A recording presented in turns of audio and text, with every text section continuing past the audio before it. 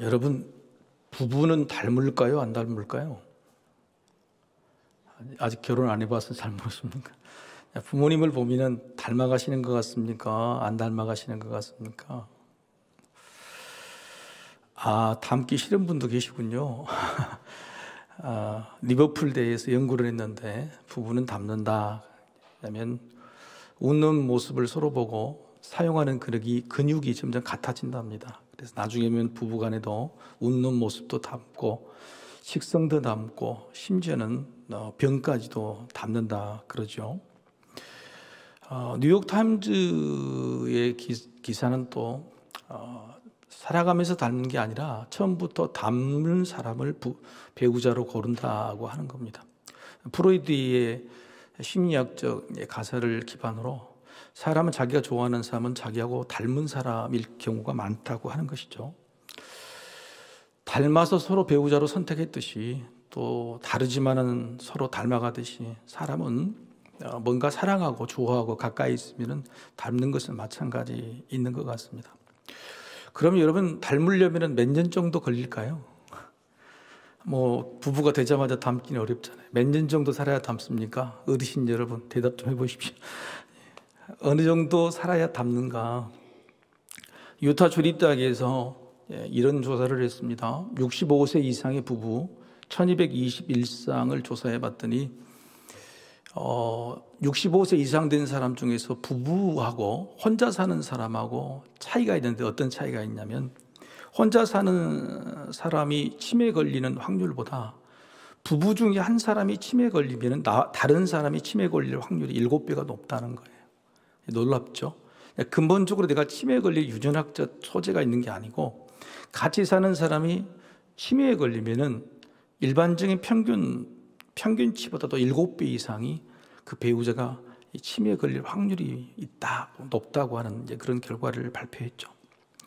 이걸 보면 한 65세 이상 돼야 한 30년 정도 살아야 병까지도 닮는 정도가 되는 게 아닌가 싶기도 합니다. 왜냐하면 치매라는 것은 유전학적인 문제도 있지만 환경적인 아니면 심리적인 영향도 크기 때문에 그렇습니다. 사람이라는 존재는 오래 있으면 닮기 마련이죠. 그런데 오래 믿는다고 정말 닮는 것일까라고 하는 퀘스천 마크가 하나 있는데, 그게 뭐냐면 예수를 닮는 거예요. 예수를 닮는 것은 시간이 오래된다고 닮을 수 있을까? 이게 참 우리가 생각할 일이라는 겁니다. 성경에서는 예수를 닮자 그렇게 말하잖아요. 예수를 따르자 하는 겁니다. 닮으면 따라가고 싶고 따라하고 싶고 그러면 또 닮게 되는 건데, 예수를 닮고 따르는 일은 시간이 오래 간다고 되는 게 아니다고 하는 것이죠. 예수님 그걸 아셨던 것처럼 사람이 닮고 따르기 위해서는 그 전 단계가 필요하다고 하는 것을 오늘 본문을 통해서 알려주시는 것 같습니다. 자, 여러분, 잘 모르는 사람이 서로 닮고 따라하고 싶으려면 그 전 단계가 뭐가 있을까요? 뭐가 있어야 될까요? 믿음이란 게 있어야 됩니다. 내가 저 사람을 믿는 구석이 있어야 저 사람을 따라하고 싶고, 저 사람을 믿어야 저 사람이 일이 투자하면 나도 투자하고 싶고, 저 사람이 이 길로 가면 나도 가고 싶은 거죠. 믿음이라는 것이 전 단계가 있습니다. 그런데 믿음보다도 그 전 단계가 뭘까요? 예수님이 늘 말씀하신 거죠. 그게 뭐냐면 아는 겁니다. 그 사람에 대해서 깊이 뭔가를 더 알아야 그 다음에 믿음이 생기고, 믿음이 생겨야 닮고 싶고 따르고 싶어 하는 거죠. 그래서 우리가 성경에 있는 말씀들을 많이 아는 게 굉장히 중요해요. 성경 공부를 하는 것이 굉장히 중요해요. 내한테 예수 닮는 향기가 난다, 예수님의 길을 따른다, 그렇게 마음을 했지만 내가 예수님에 대해서 알아가는 것이 살아가지 않으면, 그래서 그 아는 것으로 인해서 믿음이 더 깊어지지 않으면 예수님을 닮아가는 것은 그것은 그냥 꿈일 뿐이죠. 안 되는 겁니다. 근데 반대로 내가 더 뭔가를 더 알아가면 알아갈수록, 특별히 예수님이 어떤 분인가를 알아가면 알아갈수록 믿음은 반드시 강해지기 마련이에요. 왜냐하면 예수님은 참 매력적인 분이에요. 그렇죠? 그리고 무엇보다도 우리를 사랑하신 분이기 때문에 예수님을 우리가 알면 알수록 더 믿게 되고, 더 믿게 되면 분명히 예수님을 닮게 된다고 하는 거죠. 자, 정리하자면 중요한 것은 아는 것이죠. 제자들에게 문제가 있었습니다. 예수님이 공생의 초기에 제자들은 여러분 아는 것과 믿는 것과 따르는 것, 이 제자들은 뭘 제일 먼저 했어요? 알아야 믿게 되고 믿어야 따르게 되는데 제자들은 뭘 제일 먼저 했습니까? 반대로 했죠. 따르는 걸 제일 먼저, 나를 따르라 그랬죠. 모르고 그냥 따르니까 따라왔습니다. 이 제자들은 먼저 따르는 것부터 먼저 하니까 뭐가 없었어요? 3년 동안 믿음이 없었어요. 예수님을 닮아갔나요? 없었죠. 예수님을 아는 것도 예수님이 십자가에 돌아가시고 승천하신 다음에 그것도 한 20년쯤 지나야 성경을 쓰기 시작합니다. 복음서를. 그때야 비로소 예수님이 그때 하신 말씀이 이런 말씀이었구나. 믿음은 있었지만은 예수님에 대해서 진심으로 알게 되는 것이 20년쯤 지나서 그랬다는 거예요. 복음서 중에서 가장 먼저 쓴 복음서가 이 마가복음이죠. 이 마가복음은 누가 썼냐면 마가가 썼습니다. 근데 마가가 혼자 쓴 게 아니라 학설 대부분의 중론은 베드로가 감독해서 썼다 이렇게 이야기합니다. 베드로가. 그러니까 베드로가 살아 있었을 때 굉장히 박해가 심했습니다. 기독교인들에 대한 이 큰일 났거든요. 그래서 베드로가 자기 죽기 직전에 마가를 통해서 마가복음 베드로의 관리 안에서 썼다고 하는 것이죠. 그래서 사실 마가복음이라는 복음서가 첫 번째로 써진 다음에 누가복음, 마태복음이 이 마가복음을 토대로 써지게 된 것이죠. 그래서 마가가 어떤 관점으로 성경을 쓰는가? 훗날 20년이 지난 다음에 제자들인 자기의 모습을 보면서 우리가 뭐가 부족했는가? 예수님이 도대체 우리에게 왜 이런 의도적인 일들을 계획하시고 우리를 이끌어 가셨는가를 그때 알게 되는 겁니다. 그 대표적인 편집이 바로 오늘 본문 읽으신 마가복음 4장, 5장 이런 일들이죠. 더 구체적인 이야기를 들으면 복잡하겠지만 일단 두 가지 사건이 나타납니다. 예수님께서 제자들에게 너희가 나를 따르라, 나를 따라서 순교할 정도의 믿음이 생기려고 그러면 나에 대해서 알아야 될 거 아닙니까? 그래서 예수님을 알려주는 일을 하게 되는 겁니다. 예수님이 어떤 분인가 그것들을 알게 해주는 것이죠. 먼저 우리 결론적인 대답을 한번 보고 하십시다. 자, 어깨 한번 펴시고, 그죠? 오늘 찬양이 너무 은혜스러워서 다 많이 졸리시죠? 자, 오늘 19절 말씀 같이 한번 읽어보십시다. 같이 19절. 자, 시작. 허락하지 아니하시고 그에게 이르시되 집으로 돌아가 주께서 내게 어떻게 큰 일을 행하사 너를 불쌍히 여기신 것을 내 가족에게 알리라 하시. 여기 두 가지 말씀을 보십시다. 뭐예요? 큰 일과 불쌍히 여기신 것. 이 사람이 누구냐면은 군대 귀신 들렸던 자가 예수님을 통해서 군대 귀신이 쫓겨나가고 낫게 됩니다. 그랬더니 이 사람이 뭐라 하냐면 제가 예수님을 따르겠습니다. 그랬어요. 제자들처럼 따르겠습니다. 그래 예수님이 뭐라 하냐면 허락하지 않사. 따르는 것보다 제자들만 따르는 것도 다행히 제자들이 따르지만 믿지 않는 것도 힘들다. 따르지 않고 믿는 것이 먼저고 믿는 것보다도 아는 것이 중요하다라고 하는 것입니다. 근데 그 알게 해주시는 것은 뭘 알게 해주셨냐면은 두 가지. 하나는 예수님이 큰 일을 행하셨다는 것과 또 하나는 너를 불쌍히 여기신 것을 하셨다는 거예요. 이게 왜 중요하냐면요. 신학자들은 마가복음의 주제를 두 가지로 이야기합니다. 예수님은 큰 일을 행하시는 분이다. 이게 무슨 뜻이냐면 한번 따라해 보십시다. 하나님의 아들이다. 하나님의 아들이시다고 하는 겁니다. 그러니까 큰 일 정도는 어마어마한 큰 일이죠. 하나님의 아들 정도가 행하시는 큰 일이에요. 사람이 행하는 정도의 큰 일이 아니고 하나님의 아들만이 행하실 수 있는 놀라운 큰 일을 행하시는 거죠. 그게 두 가지인 거예요. 예수님이 요단강 갈릴리 바다 서쪽에서 갈릴리 지역에서 주로 사역을 하셨습니다. 그런데 잘 말씀도 전하시고 좋으시다가 갑자기 제자들에게 뭐라 하냐면 저 바다 건너편으로 건너가자 이렇게 말씀을 하세요. 그래서 바다를 건너편으로 건너가는 도중에 풍랑을 맞게 되죠. 배가 요동치는데 제자들이 죽겠다고 하잖아요. 그럴 때 예수님은 고문에 누워 계시다가 제자들이 깨우니까 왜 그렇게 너희는 나를 불착해 하느냐 그러면서 그때 파도를 잠잠케 하시죠. 그때 제자들이 어떻게 합니까? 40절 말씀 한번 읽어볼까요? 41절이죠. 죄송합니다. 41절 같이 읽어 시작. 그들이 심히 두려워하여 서로 말하되 그가 누구이기에 바람과 바다도 순종하는가 하였더라. 그가 누구이기에 예수님이 어떤 분이심을 알게 해주는 의도적인 계획을 세우셔서 건너편으로 가자고 하시는 겁니다. 그리고 일부러 주무셨고 제자들이 들어왔을 때에 예수님이 자연계 광풍마저도 잠재우셨죠. 그래서 그가 누구이기라는 마가의 기록은 뭐냐면, 그때는 몰랐지만 이제야 예수님이 어떤 분이신지를 알게 되었다. 바람과 풍랑도 잠재우시는 하나님의 아들이다. 하나님 아들 위에는 이런 일을 행할 수가 없다는 것을 알게 되었다. 알게 하시는 의도가 있었다고 하는 것입니다. 두 번째 놀라게 하신 것이 바로 이 군대 귀신이죠. 여러분, 군대라는 뜻이 뭐죠? 레기온이라는 뜻인데, 군대는 로마의 군사 조직의 레기온이라는 편제는요 6,000명에서 10,000명 되는 군대. 그러니까 여러분, 군대 귀신이 이 남자에게서 나와서 돼지떼 2,000마리에 들어갔잖아요. 그러니까 귀신 2,000이 아니에요. 그보다 훨씬 많은 6,000에서 10,000명이 되는 귀신들이 있다가 돼지떼 2,000마리에 서로 들으려고 막 한 마리에 2명, 3명씩 귀신들이 들어가게 된 거죠. 여러분, 귀신 1명, 2명 들려도 어마어마한 건데 10,000명 가까이 귀신이 들렸다는 것, 이것은 하나님의 아들이면 도저히 할 수 없는 그런 일들을 일부러 보내시는 거예요. 이 땅에 있는 갈릴리 지역에서 귀신 들린 사람이 많았습니다. 그렇죠. 많이 치유해 주셨죠. 근데 예수님이 그냥 주위를 둘러 딱 보니까 저기 갈릴리 바다 건너편에 몇 명 들렸어요? 10,000명의 귀신 들린 사람이 있거든요. 저기로 가야 되겠다. 그러면은 제자들이 내가 어떤 사람인지 분명히 알게 될 것이다 라고 일부러 그 사람을 원포인트로 했으니 그 사람을 찾아가시는 거예요. 사마리아 우물가 여인을 찾아가는 것처럼 바로 그 사람을 고치시고 다시 돌아오시는 거죠. 그래서 여러분, 이 계획이 뭐냐면은 나를 따르려면은 나를 믿어야 되는데, 믿으려고 하면은 알아야 돼. 내가 누군지를 알아야 돼. 그래서 예수님이 먼저 보여주신 것은 이 두 가지 사건을 통해서 그가 누구이신가? 하나님의 아들이라고 하는 것입니다. 자, 아까 여러분 읽은 19절 말씀에 두 가지를 알려주셨다 그랬죠? 그건 예수님이 말씀이에요. 예수님이 군대 귀신 들렸다가 나은 자에게 내가 너에게 큰 일을 행한 것과 그 다음에 뭐였죠?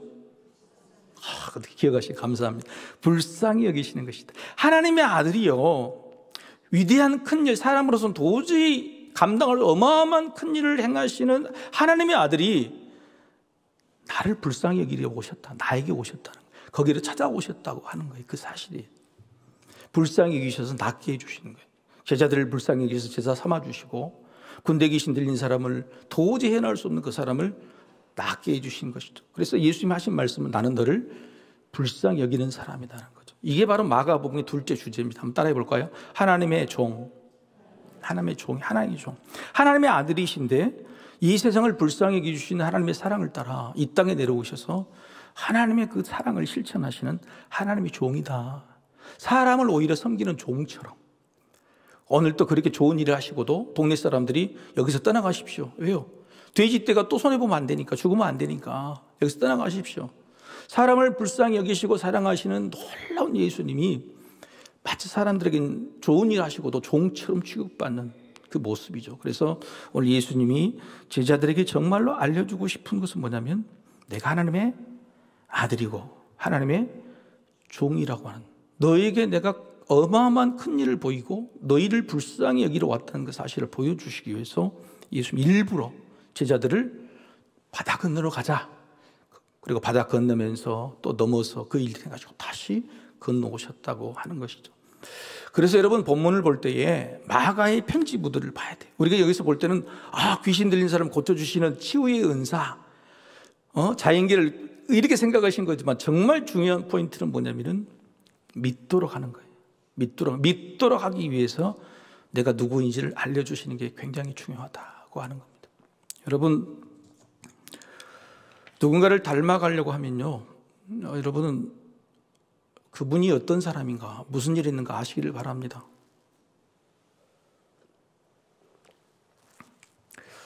우리가 예수님을 닮아가고 따라가려고 그러면 예수님이 어떤 분이신가를 정말 깊이 아는 노력이 필요해요. 그래서 우리는 여러분 말씀을 좀 읽고 또 하시는 그런 훈련을 좀 하셨으면 좋겠다고 하는 겁니다. 여러분, 예수님의 이 큰 일을 본 제자들과 사람들의 반응은 어때요? 자, 제자들은 아까 풍랑을 잠재웠을 때 모습을 보고 어떻게 놀랐어요? 놀랍고 무서워했다는 거예요. 오늘 군대 귀신 들린 자를 쫓아내니까 그 동네 사람들의 반응이 어땠어요? 무섭고 놀랐다고 하는 거예요. 놀랍고 무섭고 두려워했다는 게 사람들의 반응이에요. 그런데 마가가 원하는 반응이 바로 그것이었어요. 그 반응을 붙여는 게 무슨 말이냐면 하나님이 얼마나 큰 일을 하시고 하나님이 우리를 얼마나 불쌍히 여기서 나 같은 사람이 오셨다는 사실을 알고 내가 놀라는 거예요. 아, 내가 몰랐구나. 내가 이 정도를 몰랐구나 하고 한 그 놀람의 반응을 사실은 마가는 기대하고 편집했다고 하는 것이죠. 사실은 우리는 모르는 것들이 참 많습니다. 첫 번째 한번 따라해 볼까요? 우리가 얼마나 귀한 존재인지를 모른다는 것이요. 하나님의 아들이 불쌍한 나를 위해서 이 땅에 오셨다고, 나를 포인트 삼아서 나를 구원해 주시기로 나에게 복음을 전해 주셨다고 하는 사실이죠. 그 사실이 얼마나 놀라운 사실인지 우리는 그 크기를 잘 몰라요. 그 크기를 잘 몰라. 내가 예수를 안 믿었으면 어떤 삶을 살았을까? 우리가 믿고 있으니까 그걸 잘 모르는 겁니다. 예수님이 나를 구원해 주시기 위해서 나에게 복음을 전해 주셨다는 사실들이 얼마나 귀한 일인가를 우리가 정말 알면 놀라게 될 것이죠. 어떻게 우리 같은 사람, 나 같은 사람 예수를 믿게 했을까? 저는 개인적으로 그런 생각이 너무너무 많이 들어요. 아무도 믿지 않는 우리 집안에 사돈네 8점까지 전부 예수 믿지 않는 미신, 선조 모시는 것에 아주 찌든 집안에 저를 예수 믿게 하셔서 목사가 되게 하고 온 집안을 구원하는 그 일들이 불과 20년, 30년 전의 일들이. 여러분, 이런 일들을 생각하면 하나님이 하신 일들이 너무너무 위대해 보이고 내가 이 예수를 통해서 믿게 되는 그 사실들이 얼마나 감사한지, 내가 얼마나 귀한 존재인지를 알게 되는 겁니다. 근데 우리는 그걸 잘 모르죠. 만약 그걸 안다 그러면 여러분, 우리가 믿음이 달라질 겁니다. 예수님을 따라가는 그런 마음들이 훨씬 더 깊어질 겁니다. 두 번째 한번 따라해 보시죠. 나의 문제를 해결해 주시는 능력이 얼마나 큰지를 모른다. 얼마나 큰지. 여러분, 인생에 우리가 살아온 과정 속에서 닥친 모든 문제를 내가 해결했을까요? 여러분, 그렇지 않습니다. 상상할 수 없는, 그런 도저히 해결할 수 없는 문제들을 대부분 하나님께서 우리를 사랑하셔서 해결해 주신 것이죠. 여러분, 믿습니까? 근데 이걸 진짜로 믿고 고백할 때에 우리는 스스로 놀라게 됩니다. 아, 우리 인생은 나의 것으로는 절대 살 수 없는 것이고 하나님이 그 문제를 해결해 주셨다는 사실을 믿고 알고 놀랄 때에 우리는 예수님을 따라가려고 하는 거예요. 예수님을 따라가려고 하는 것이죠. 그런 것들이 제대로 믿어지지 않고 잘 알지 못하기 때문에 머릿속만 맴돌기 때문에 닮으려고 따라가는 생각이 별로 없는 것입니다. 세 번째는 한번 따라해보세요. 해야 할 일이 뭔지를 모른다. 은혜도 받고 믿기도 했습니다. 그런데 어떻게 하면 예수님을 따라가는 것인지 그걸 잘 몰라요. 오늘 군대 귀신 들린 자가 어떻게 했죠? 낫고 난 다음에 예수님을 내가 따르겠습니다 했어요. 우리는 그런 은혜를 받고 무조건 따라간다고 했는데 그렇게 해서 따라가지는 게 아니에요. 그렇게 해서 예수님의 일을 행할 수 있는 게 아니죠. 예수님이 이 사람한테 뭐라고 하냐면 너는 집으로 돌아가라. 네 가족에게 하라 거죠. 그래서 우리는 사실은 그렇게 은혜를 받고 믿고 있으면서 예수님 따라가려고 하면서도 어떻게 따라가는 거, 진짜로 따라가는 건 잘 모른다고 하는 것입니다. 우리가 그런 문제에 대해서 깊은 고민이 좀 있어야 된다고 하는 거예요. 자, 왜 예수님이 이 군대 귀신 들린 자를 제자들처럼 따라오라는 말씀을 안 하고 집으로 가라고 했을까요? 왜 집으로 가라고 했을까요? 여기서 우리가 이 문제를 좀 생각해 볼 필요가 있다고 하는 거예요. 먼저 일단 결과부터 보죠. 결과부터. 자, 이 군대 귀신 들린 자가 집으로 돌아가서 어떤 일이 있었냐면은 여러분 20절 말씀을 같이 다시 한번 읽어봅시다. 20절 말씀. 자, 읽어주시죠. 그가 가서 예수께서 자기에게 어떻게 큰일 행하셨는지를 데가볼리에 전파하니 모든 사람이 놀랍게 여기더라. 아멘. 여기서 또 무슨 일이에요? 큰 일을 또 강조하잖아요. 큰 일. 19절도 예수님께서 큰 일을 전해라 그랬더니 20절에도 큰 일을 전했습니다. 이 사람 군대 귀신, 이 사람의 고향이 거라사 그럽니다. 거라사가 아니라 사실 가다라라는 지역이에요. 지금 그 갈릴리를 넘어가서 갈릴리 바다 이 동편에 있는 도시는요 데가볼리라는 지역입니다. 데가볼리라는 것은 헬라예요. 데가라는 것은 10개, 볼리라는 것은 폴리스라는 10개 도시를 이야기하는 겁니다. 그 안에 거라사도 있고 가다라도 있고 여러 가지 10개의 도시들이 다 있는 건데 이 군대 귀신 들린 사람의 고향은요 거라사가 아니라 가다라입니다. 가다라 지역인데 가다라 지방에 자기 집만 구하는 것이 아니라 어디를 구원했다고요? 읽으셨잖아요. 20절에 데가볼리예요. 10개 도시를 전도를 해버렸어요. 여러분, 이 일이 어마어마한 일 아닙니까? 더군다나 이쪽은 우상, 그러니까 그리스 알렉산더 대왕이 점령했던 우상이죠. 이방의 땅입니다. 예수님의 사역의 권한밖에 아니었어요. 근데 예수님께서 바로 이 군대 귀신 들렸던 자를 통해서 이방 선교의 원래는 기초를 다지신 놀라운 일을 나를 따르라는 말로 하신 게 아니라 집으로 가라는 말씀으로 이루신 거란 말이에요. 예수님이 무엇을 계획하셨는지를 알 수 있어요. 첫 번째는 뭐냐면 이 사람이 왜 따르라고 했을까? 예수님을 따라간다고 했을까요? 왜 따라간다고 했을까? 여러분, 병이 나으면 예수님을 따르고 싶어 아니면 집에 가고 싶어요? 아니, 병원에서 병이 나오면 의사를 따라가고 싶어요? 아니면 집으로 가고 싶어요? 당연하죠.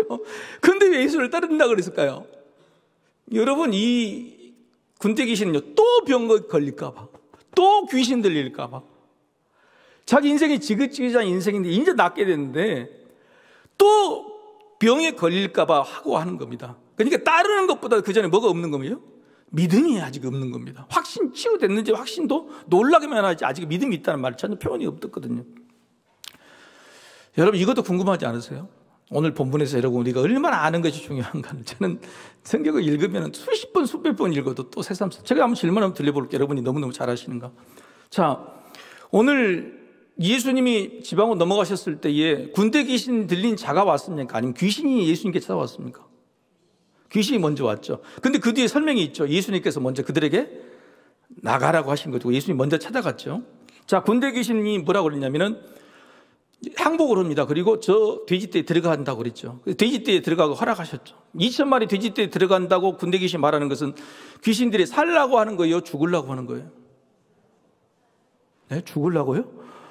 아니, 여기 있다가 돼지떼로 들어간다면 살라고 하는 거잖아요. 근데 돼지떼 들어가서 어디로 갔어요? 다 죽어버렸어요. 죽어버렸다고 말이에요.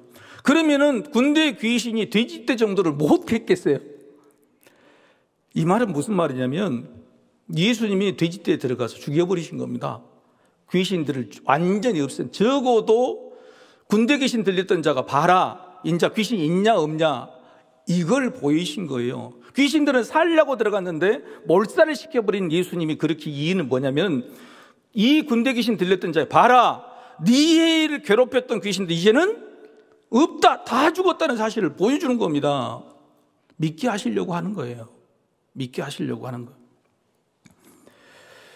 여러분, 이게 그 군대 귀신에게 행했던 하나님 예수님 불쌍히 여기십니다. 한번 따라해 봅시다. 건강선포. 건강선포. 주님께서 나를 한번 낫게 해주셨다 그러면 여러분 믿으시기를 바랍니다.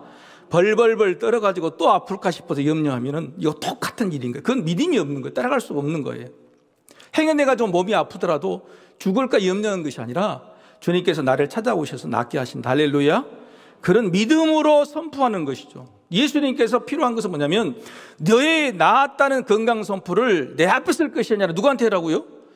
초기 이웃 사람들, 너를 무시했던 사람들, 네 가족들 앞에서 해라고 보여주라 그러는 거예요. 그게 얼마나 중요하냐고. 예수님을 따라와서 내가 나았습니다 선포한 것은 무슨 의미가 있어요? 그 사람이 해야 될 위대한 사명은 뭐냐면 너의 건강 선포를 너를 무시했던 가족, 그 이웃들에 가서 해란 말이에요. 그게 얼마나 기가 막힌 선포예요. 기가 막힌 복음 전도냐는 거예요. 여러분, 우리가 이걸 착각하시면 안 돼요. 그래서 교회에만 와서 봉사하는 것도 좀 그런 것보다는 내 삶의 자리에서 내가 이런 것들을 선포할 때 얼마나 위대한 영향력이 나타날 것인가를 여러분 생각해 볼 필요가 있다고 하는 거예요. 바로 예수님 바로 그 모습을 보는 과정을 다 그런 겁니다. 그래서 그 돼지떼를 치던 사람들이 가서 데리고 오고 막 마을 사람들이 놀래고 나가라고 하고 이런 일들을 다 예수님이 기다리고 감내하셨던 거죠. 두 번째 한번 따라해 보시죠. 사랑 선포. 사랑 선포예요. 뭐냐면 너는 이제 사랑받을 자격이 있어. 너무 고생했어. 그래서 너 집으로 가족으로 돌아가서 사랑도 좀 해보고 사랑 받기도 해보고 하는 것이다. 너는 행복하라. 행복할 자격이 있다고 이렇게 선포해 주는 것이죠. 여러분, 이게 중요한 복음 전파 이유가 됩니다. 자, 예수 믿기 전에 행복해요? 예수 믿고 나서 행복해요? 그건 잘 모르시겠죠. 그러면 주일에 예배 하러 오기 전이 행복해요? 예배 드리고 나서가 행복해요? 둘 다 행복할 수도 있죠. 여러분, 주일날 지나고 나서 월요일날 여러분 힘듭니까? 막 힘이 납니까? 이거 대답을 못 하시잖아. 다 여러분이 말이 거짓말이라는 사실이에요. 주일날 끝나고 주일날 받은 은혜는 월요일날 내가 세상에 나갈 때 너무너무 힘이 좋고 행복해야 되는 건데 우리는 사실 그게 아니에요. 늘 세상이 진 상황이니까 월요일이 힘든 거예요. 언제 쉬워 이런 상황인 거죠. 지금 이 예수님이 말하는 행복 스포는 뭐냐면 네가 나를 만났잖아. 만나고 나서 지금까지 너의 불행한 모습이 아니라 마음껏 행복한 모습을 보여줄 때 세상에 너를 통해서 예수를 믿는다. 할렐루야. 그 이야기인 거예요.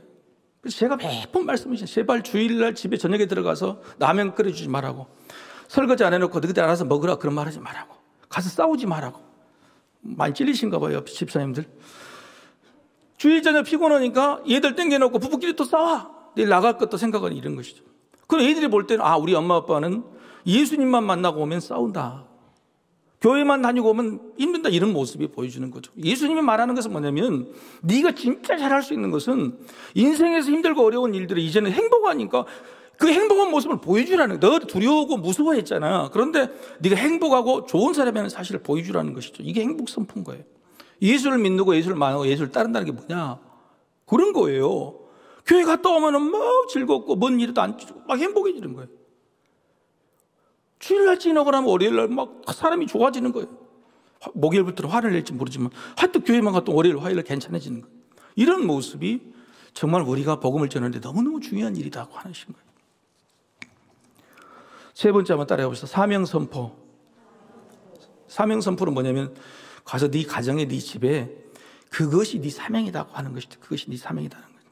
자, 여러분 전도를 누군가에게 내가 제일 잘할 수 있으려면 이펙트 있게 전도를 하려면 그 사람에 대해서 전혀 모르는 사람이 전도한 게 좋을까? 아니면 저 사람에 대해서 알고 있는 사람이 전도한 게 좋을까요? 무슨 말이냐면 저 사람이 옛날에 무슨 짓거리를 했는 걸 알아요. 근데 예수 믿고 변화된 모습을 보면은 그 사람이 전하는 복음은 진짜라고 믿게 돼요. 근데 저 사람이 그 전에 무슨 일을 했는지도 몰라. 근데 그냥 복음을 전했어요. 뭐 임팩트가 없는 거예요. 제가 여러 번 말씀드렸잖아요. 제 중학교 때 친구들이 경기도 파주 한수망교회까지 와서 강주성이가 목사가 돼야 자기들끼리 내기를 해가지고 확인하러 왔다니까. 가지고 목사하고 나하고 인증사진 찍고 목사 맞다. 그래서 친구들을 가. 여러분 그 사람들은 분명히 이야기는 예수 믿는 능력이 뭔가. 예수 믿으면 사람이 변한다는 모습을 보여주는 거죠. 그래서 여러분이 인생이 조금 못 살고 힘들게 살고 어렵게 살아도 예수 믿어서 변화된 모습을 보여줄 때 그게 진짜 능력이 되는 거예요. 진짜 복음을 제대로 전할 수 있는 거예요. 그게 얼마나 중요한지 몰라요. 절대 포기하거나 부끄럽지 마세요. 그래서 수많은 간증자들이 자기 잘난 척한 게 아닙니다, 여러분. 나는 예수 믿기 전에는 이런 사람이었는데 예수 믿고 나서 이렇게 됐다고 그래서 예수님의 능력을 자기의 변화된 모습으로 보여주는 것이죠. 그게 진짜 간증이 되고 전도가 되는 거예요. 부끄러워하실 필요 없어요.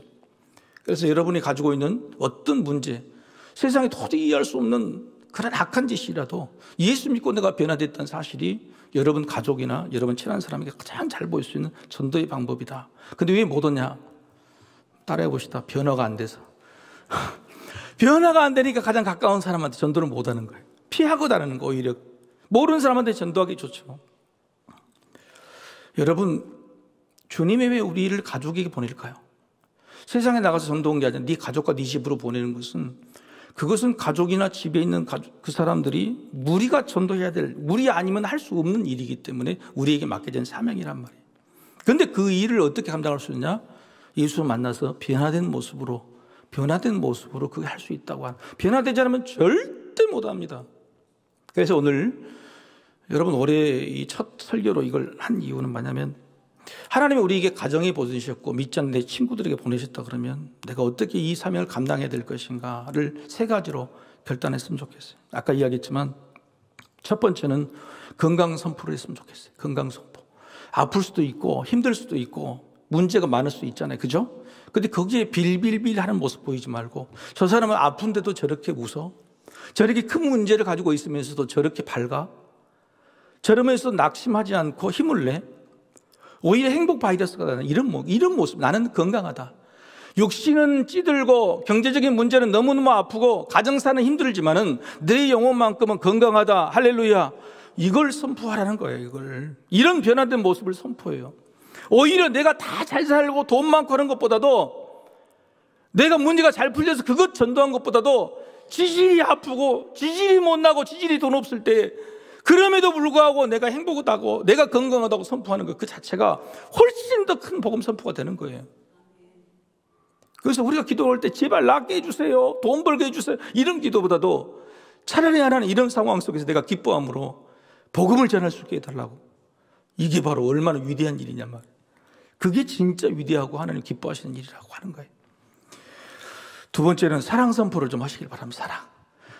지금까지 가족들이나 이분들, 예를 들어서 이런 겁니다. 지금까지 아버지하고 대화하면은 아버지가 80% 이야기하고 난 20%밖에 이야기 안 했는데, 올해 갑자기 설교 듣고 와서 우리 아버지 20%밖에 이야기 안 하고 80%를 들어주더라. 이런 결단이, 이런 사랑이 변하지 않아요. 뭔가가 변화된 모습이 있어야 돼요. 뭔가 그런 조그만 것이라도 내가 저 사람을 전도하려고 하려면은 사랑이 변화되지 않으면 절대 전도 못합니다. 부모나 형제나 상관없어요. 내가 사랑하는 모습이 지금과는 전혀 다른 모습으로 사랑할 수 있도록 변화되는 모습이 있어야 전도할 수 있다고 하는 거예요. 이게 굉장히 중요해요. 세 번째는 사명 선포. 사명 선포. 좀 부지런해집시다. 부지런해져. 예전에는 집에서 예를 설거지 같은 거 전혀 안 하지만 지금은 일주일에 한 2번 정도는 해드리고, 그죠? 뭔가 자녀들이 한다 그러면 좀 열심히 그렇게 하고 그래요. 제가 좋아하는 목사님이 있었는데 멀리 진주에 살아도 자주 만났어요. 한 달에 한 번, 2번씩 서로 찾아가고 그랬는데 올 1년 동안은 아예 이게 발을 딱 끊어버리더라고. 그래서 내가 섭섭해서 왜 그러냐 그랬더니 강 목사 이해를 해줘. 왜? 우리 딸이 작년에 고3이었는데 내가 열심히 챙겨주질 못해서 대학을 진학을 못했는데 이번에 재수를 하는데 그것도 우리 집에서 그냥 학원 왔다 갔다 하면 재수를 한다 그러네. 그래서 내가 너무너무 미안해서 사모님과 약속을 했대. 우리 사모님은 아침, 점심, 저녁 도시락을 3끼를 1년 동안 싸주기로, 하루도 안 빠지고. 그리고 나는 아침과 저녁에 학원에 데려다 주고 데리고 올 약속했다. 단 하루도 빠지지 않고 사모님과 이 목사님이 약속을 하고 엊그저께 시험 끝나고 해서 그냥 할렐루야 막 소리를 치고 너무너무 행복했다고. 이제 그게 풀어졌으니까. 물론 그 따님은 들어갔는지 안 들어갔는지 모르겠습니다. 하여튼 근데 문제는 그게 중요한 게 아니고, 여러분 평생에 그 딸이 한번 생각해 보세요. 내 엄마하고 아버지가 말만 사랑한다고 그랬는데 진짜 사랑하는 모습을 그렇게 사명감을 통해서 보여줬다고 하는 거예요. 여러분이 누군가를 전도하고 변화시키기 위해서는요, 뭔가 바뀐 일들이, 사명이라는 게 있어야 돼요. 뭔가 똑같이 하면서 할 수는 없어요. 뭔가 반찬이 달라지거나 발이 달라지거나 부진해지거나 뭔가 있어야지 뭔가 바뀌는 거죠. 그래서 이 3가지가 우리에게는 꼭 필요하다. 힘들고 어려운 상황이라도 우리에게 주어진 사명이 있고 오히려 그것이 우리 은혜가 될 수 있다. 3가지죠. 첫 번째는 건강 선포. 나는 건강하고 행복하다. 2번째, 사랑의 방법. 3번째, 사명을, 뭔가 일을 바꾸시는 것. 여러분 이 3가지를 여러분 선포하셔서 정말 여러분의 궁극적인 소망, 여러분 사랑하는 사람들을 꼭 전도하셔서 우리는 온 가족이 구원받는, 주님을 닮아가는 그런 가정이 되기를 주님 이름으로 축복합니다. 기도하십시다.